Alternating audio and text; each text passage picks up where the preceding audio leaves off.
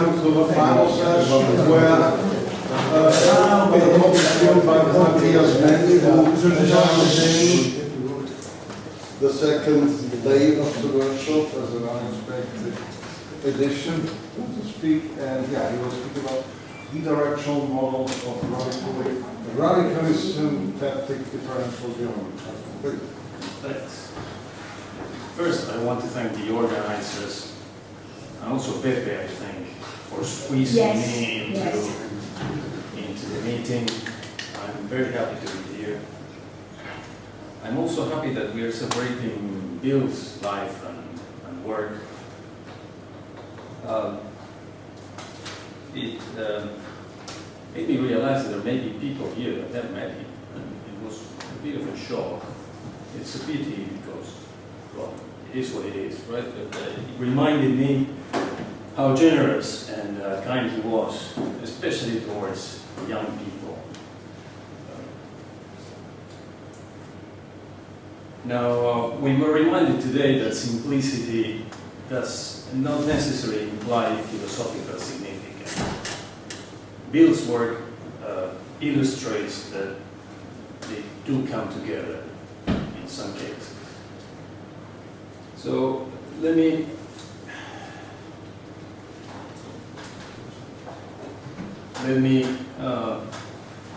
remind you of some of Bill's work. You probably saw somewhere the synthetic differential geometry, SDG for short, postulates a ring, and the subobject of elements of square 0 play as a key role.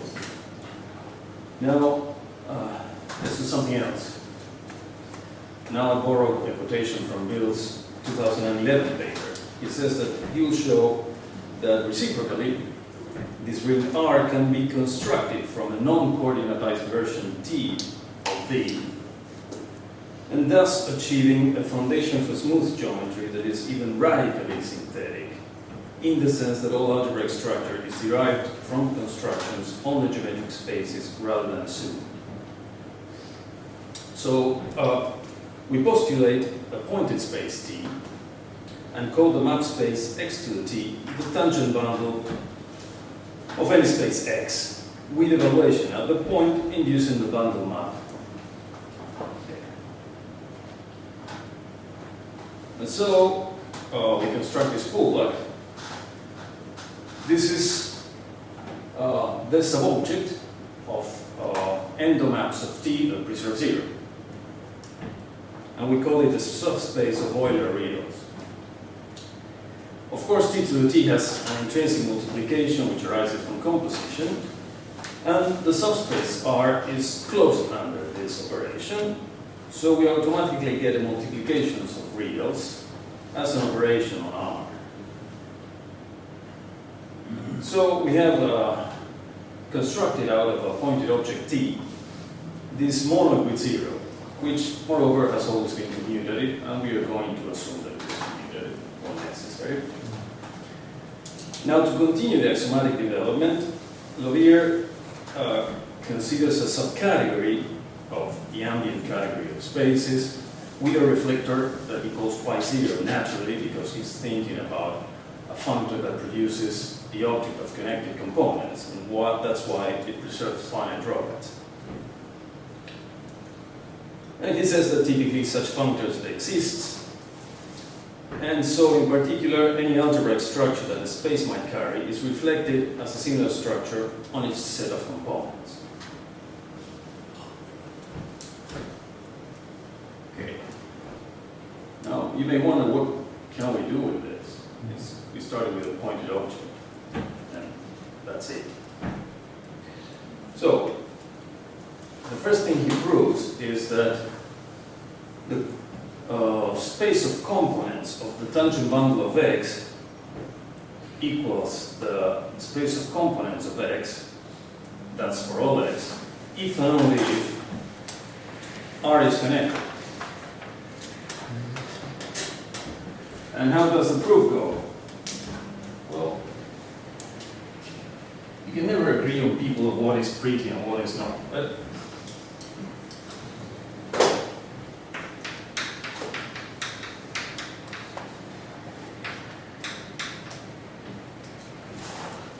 just by composition. So this monoid acts on every tangent bundle, and it actually restricts. So out of how things are formulated, we have that the monoid of Euler reals acts on every tangent bundle and satisfies this property that it is connected if and only if π0 preserves connected components of tangent bundles. Yes? Could you show the pullback on the thing before, please, again? Let's see if I can.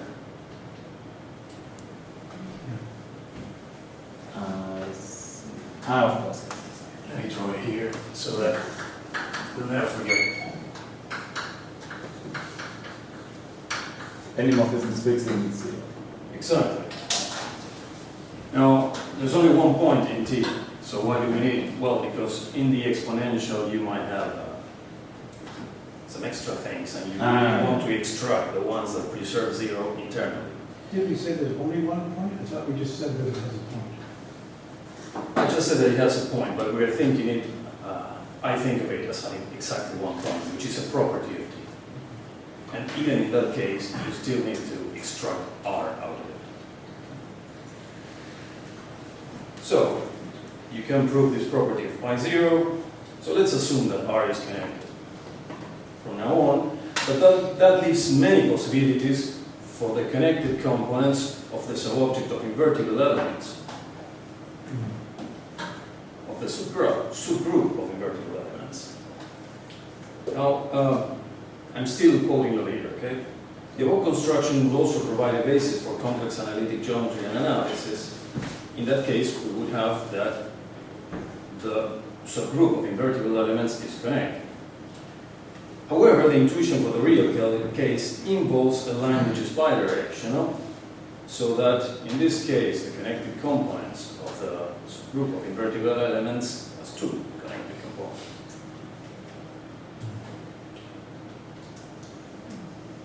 In all cases, we can consider the kernel of the natural homomorphism from U to the components of U.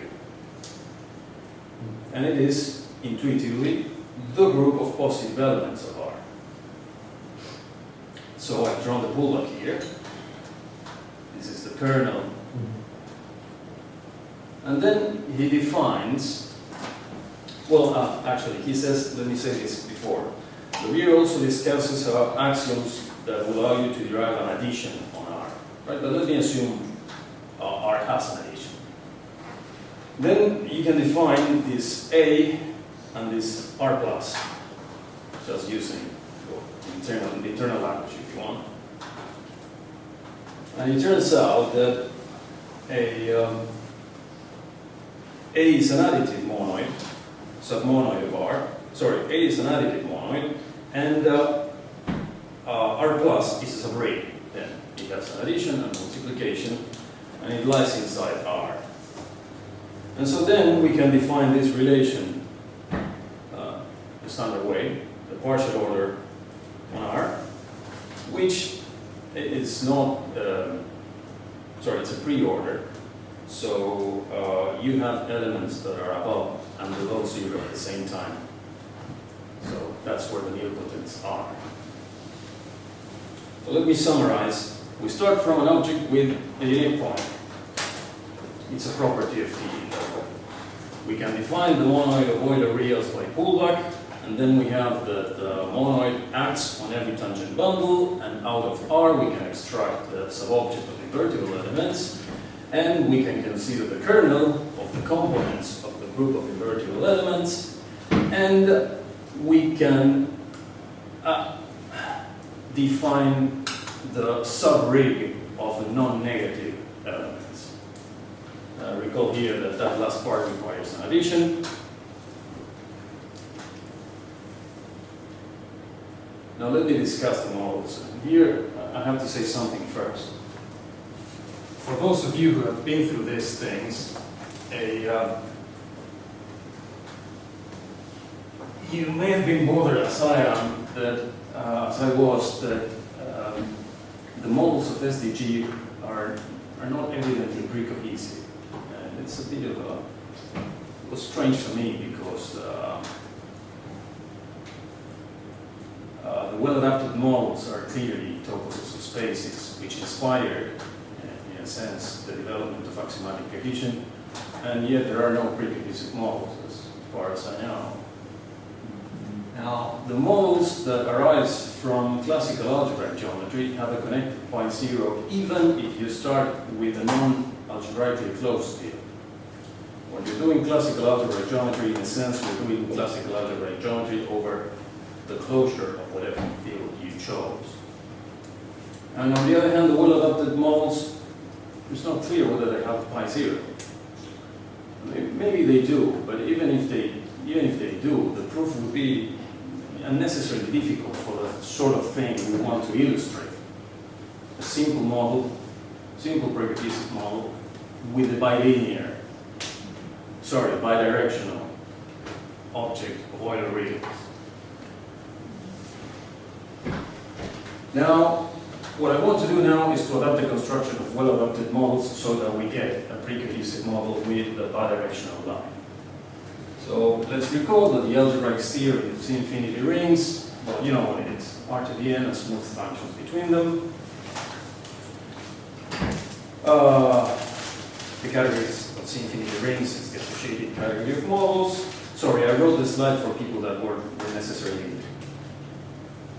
familiar with Euler theory, so you might find some annoying detail here, but you know what I'm talking about. And then I think this is folklore, but I haven't found it anywhere. So the category of C-infinity rings is coextensive. You probably did it yourself at home as a homework. And once you know that, we might use the techniques to build toposes of spaces as in algebraic geometry. But as I said, the classical well-adapted models do not have a well-understood pi zero. Why is that if we're using the same construct, the same techniques? Well, and now let me quote here again. To clarify the above considerations, we generalize to extensive categories and seek philosophical guidance. And the philosophical guide, you will see that it's very simple, is what I understand. That's where we're going to stay. That's where we're going to stay. In an extensive category, we may consider connected objects in the simpler sense, not in the sense of a pi zero, but in the sense of having exactly two connected subobjects without a product decomposition. So if you have a terminal object, then we might also consider objects that have a point. And so if you have an extensive category with terminal objects, you can extract from it the full subcategory of connected objects that have a point. And if you take precision from that, then what you get is precohesive over sets. This will always give you something interesting, right? If you start with a category of finite sets and you extract the connected objects with a point, you just get the terminal objects, so your preshift topos is precohesive because it's just sets. This is an equivalence. But in some other occasions, we might get something interesting. So let A be the opposite of the category of finitely generated C-infinity rings. These are what they are called loci in Resch's Morley book. As I said, it is extensive and it has a terminal object. So we can extract out of there a subcategory determined by the connected objects with some point. This is the philosophical guide I was talking about. You have an extensive category, you concentrate on the connected objects with a point. It's simple, as I said, but in this case, it's less trivial than in the case I mentioned earlier. So in this category, we have the spectrum of the ring of, what are they called? Well, you have the spectrum of that ring, that C-infinity ring. It has a unique point. And it turns out that our philosophical guide leads us to a preshift topos, precohesive, because it was built for that purpose, that embeds the category of connected manifolds, and so it embeds the category. You can sum up there the topos if you want non-connected manifolds. Moreover, the ring of Euler reals in this topos, determined by this object with a unique point coincides with the representable object by the real line, and it is bidirectional. If we have time, I can mention the technicalities of that. Why it's bidirectional in this case and not in classical algebraic geometry. If you've been through C infinity rings, you know what I'm talking about. Now, what is, this is R plus, sorry, that's another, this is R plus. What is the subring of non-negative quantities? Well, it has a concrete description because you go around this proposition I mentioned earlier. You build A, and then you build R plus, and it gives you something as an object of the representable. But in this case, it's not something that is easy to describe. At least I don't have a simpler description. And there's a reason for that. This should be intuitively right. But it's not there. We haven't embedded manifolds with boundary here. We have embedded connected manifolds. But it's that as far as the topos allows you to do. So let's go. You know, it was to be expected that people doing SDG came across this in one way or another because they knew what manifolds with boundary are. And let's quote Koch now. He says that to get toposes in which the category of manifolds with boundary is nicely and fully embedded, it seems necessary to construct smaller, well-adapted models by choosing a suitable full subcategories of the standard size, that's the opposite of finitely generated infinity rings, as our size definition. Yeah. Rather than telling you what it is, some of you might know already, let me extend the philosophical guide. I think it wasn't clear to me when I read the SDG literature. So let's start again with an extensive category with terminal object. As I said, we can consider the connected objects, we can consider the objects that have a point, we can also consider the objects that have exactly one point. This need not be terminal, as you will know. And then we can also consider those objects X such that the family of maps with codomain X and whose domain have exactly one point is jointly epic. So can you picture it? You don't need to think of a model, it's just an extensive category. You have an object that is covered by the little infinitesimal blobs that go to it. And of course, we can consider the ones among them that are connected and have a point. And this is exactly what they do in SDG.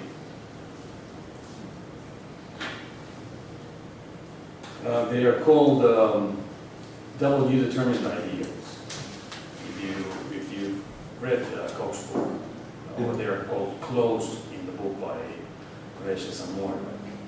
They are a very special kind of C infinity ring. So anyway, we have our side of Loki, smooth Loki. We can extract the ones that are connected, that have a point, and that they are covered by their infinitesimal clouds. And the classical theorem says, in SDG I mean, says that the assignment, now that sends a manifold with boundary to the associated C infinity ring is actually good, meaning fully faithful and preserving good stuff. Okay, I don't need to go into the details for that. But again, we can consider the precious on that. It is again precohesive. It again has a bidirectional line. You use that object with a single point that is always used, the spectrum of the dual numbers. But in this case, a in this case, the subobject of non-negative quantities derived radically synthetically coincides with the non-negative line which lies in the topos now as a representable object, thanks to the fact that we have considered in the site only the objects that are covered by their infinitesimal laws. Sorry, I thought I only had 30 minutes to speak, so that's the end of the talk. 45. It's finished anyway.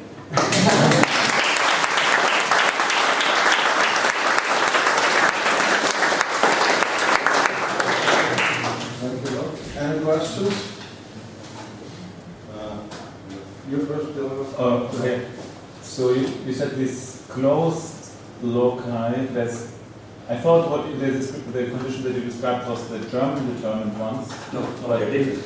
So that's a subclass of the German determined ones. Or, you know, that, No, I think it's a bit dark. so they're more closed ones than German determined ones. I think so, yeah. And have you thought about the topos with the German determined ones? No, I don't have a good philosophical guide for that. They are German ones are, very. But in the book by Brunfe and collaborators, it's called the book topos, and it's a well adapted or whatever it's called. I mean, I know it exists, Yeah. right? But I don't know how to present them in a way that only depends on concepts that we can formulate in extensive categories. Ah, I see, yes. Yes, perhaps I missed it, but how do you prove that R has a commutative multiplication? That was in the beginning. Let's go back to it because it's pretty easy.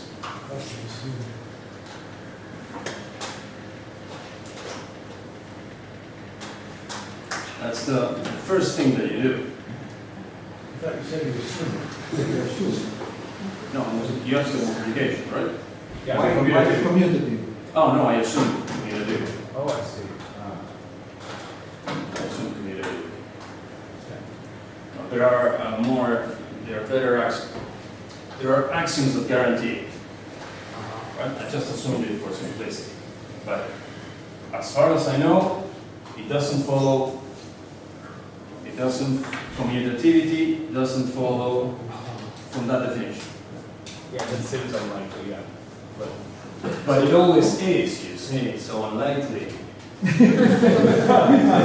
me the examples that you have in mind. If you think just any object and you do that, it's very hard. But then if Oh, you think but- the ones you're interested in. Oh, but it's not any object, you see. It has a unique point. Okay. In the example that you have in mind. And also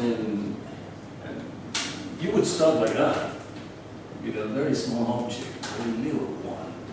But I thought this was an axiomatic approach. Sorry, I don't mean to. Yeah. And you can postulate an object with a unique point axiomatically. Yeah, but you didn't. Well, I did both things at the same time. You can do that, or you can start with an object with a point, but you are thinking it as an object with a unique point, which might play a role in commutativity. But anyway, Yeah.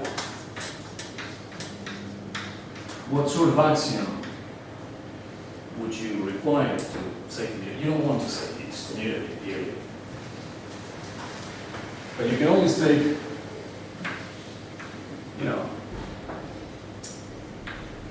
the commutative reflection of a monoid. And one good axiom would be that this is an isomorphism. I mean, this is not a solid piece of axiomatics, right? We are entertaining axioms as simple as possible and yet powerful enough to prove the sort of thing that Bill proved. This idea that just requiring that the monoid of Euler-Riedels is connected subtly gives you a well-behaved behavior of components in tangent bundles. I mean, it doesn't matter if you say one point or a unique point. We'll figure it out later. Thanks. Other questions? So, thanks a lot for this talk.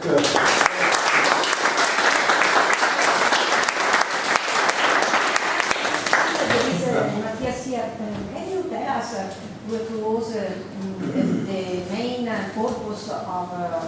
the real development In what? to synthetic discipline. The synthetic differential geometry from the lectures in 67, well, I guess it would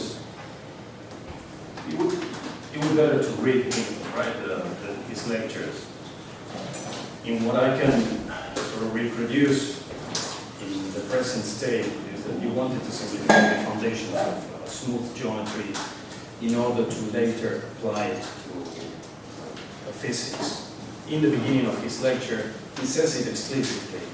He has 3 items of why he does it. So you will see immediately if you look at the categorical dynamics lectures, and he will explain it better than I.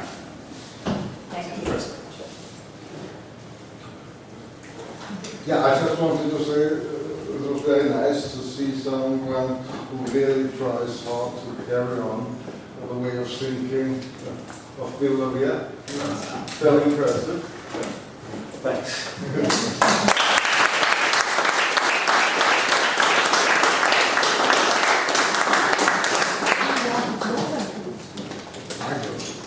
Well, you could. I'll hold it.